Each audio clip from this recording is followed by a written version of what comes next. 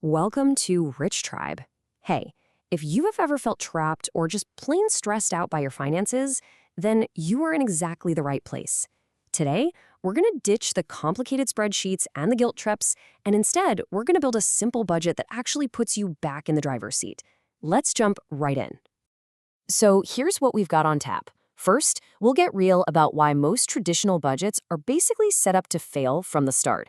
Then we'll flip the script and change our mindset from restriction to empowerment. After that, I'll walk you through a super simple 3-step plan, show you how to make it stick, and finally, we'll tie it all together to the real prize, financial freedom. All right, let's kick things off with something you really need to hear. If you've tried and failed at budgeting before, it is probably not your fault. Seriously. The problem isn't a lack of willpower, it's that the old school method we've all been taught is just, well, it's broken.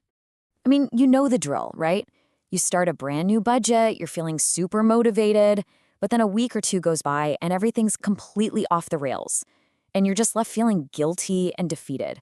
It's a familiar cycle for so many of us. Oh, absolutely. It feels like you're just setting yourself up to fail.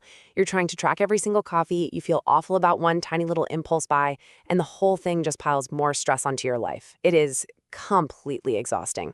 And that feeling is so common that personal finance expert Steve Rode just nails it with this quote.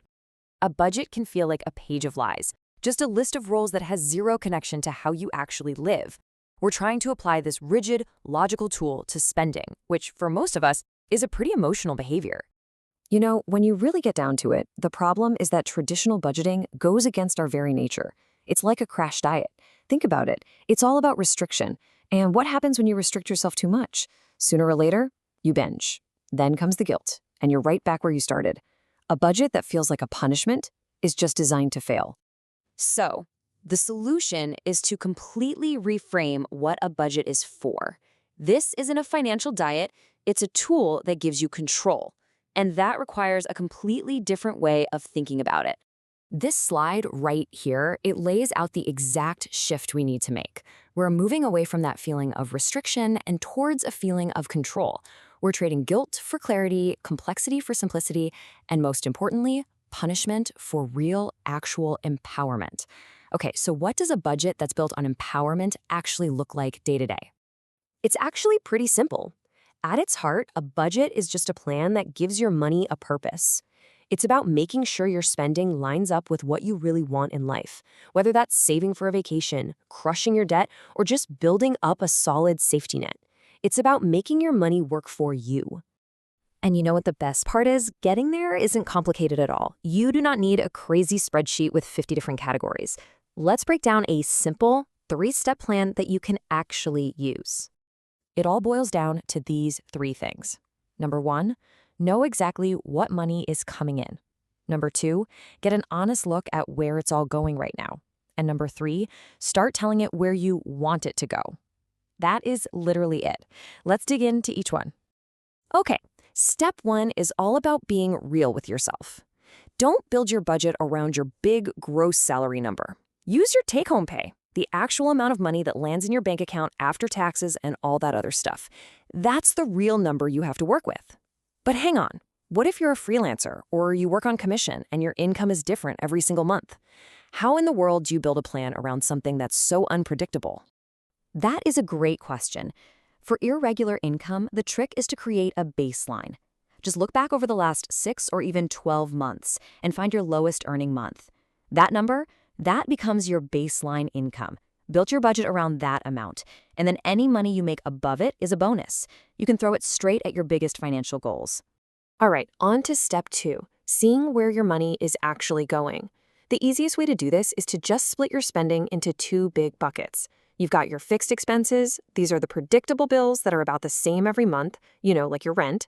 Then you have your variable expenses, the ones that change, like groceries or going out. This is the area where you really have the power to make some moves. And that leads us right into step 3, giving every single dollar a job.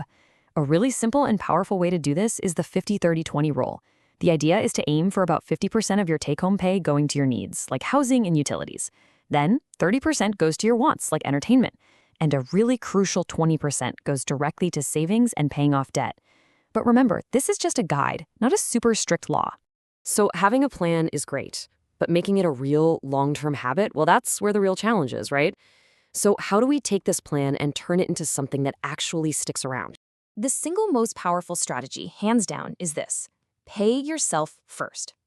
What this means is that your savings, that 20% we talked about, becomes the very first bill you pay each month, before you pay for anything else. It's not an afterthought, it's a non-negotiable expense, just like your rent. Okay, but the challenge there is willpower, right? When the money is just sitting in your checking account, it's so tempting to spend it. How do you actually make sure that saving happens every single time? You take willpower completely out of the equation by using automation. This right here is the magic key. The day you get paid, set up an automatic transfer to your savings account. Then set up auto pay for all your fixed bills. Once all the important stuff is taken care of automatically, you can spend whatever's left over totally guilt-free, knowing your big goals are already on track. But of course, life is messy. No month is ever going to be perfect. You might have an unexpected car repair pop up, or maybe you just go a little overboard in one category. This is the exact point where most people get discouraged and just give up. But a good budget is actually designed for real life. And this gets to a really vital point. Your budget is not carved in stone. Think of it as a living system. Take a quick look at it once a week. If you're always overspending on groceries, maybe that category was just unrealistic to begin with and needs a little adjusting. The goal here is progress, not perfection. A budget that actually works is one that can roll with the punches. And hey, if this flexible approach to your finances is making sense to you, please take a moment to subscribe to the Rich Tribe channel, and don't forget to like, comment, and share. It really helps us bring more explainers just like this one to you. Okay, that brings us to our last and honestly our most important point. We've talked about the what and the how, but now let's focus on the why. Why are we even doing all of this? What is the real end game? This right here is the whole point. A budget is not a cage that's meant to limit you. It's the key that unlocks the cage. It is the tool you use to intentionally build the life you want, to slash your financial stress, and to create a future where you have more options. In a word, it's about freedom. Ultimately, it all comes down to a choice. You can let your money control you and be a constant source of stress, or you can take control and turn it into a tool for freedom. By building this simple plan, you're not just managing numbers on a page. You are making a conscious decision to build a life of freedom and security. So, what will you decide?